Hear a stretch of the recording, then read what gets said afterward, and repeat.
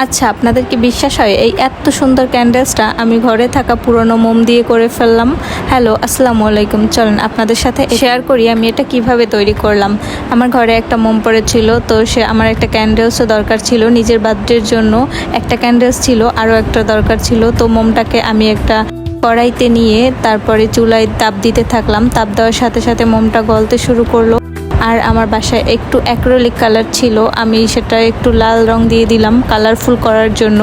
Colour হয়ে গেলে দেন আমি ঢেলে নিচ্ছি একটা কাচের ডিব্বাতে। আসলে কাচের ডিব্বাটা একটু বড় হয়ে গেছে, ছোট হলে আরও ভালো লাগতো। আর ওই যে মোমের সুতাটা ছিল, ওই সুতাটা আমি আগে তুলে রেখেছিলাম। ওটাকে আমি শক্ত হওয়ার আগে একটা শলা দিয়ে রেখে দিয়েছিলাম, আর শক্ত হওয়ার পরে দেখেন ফাইনাল লুক।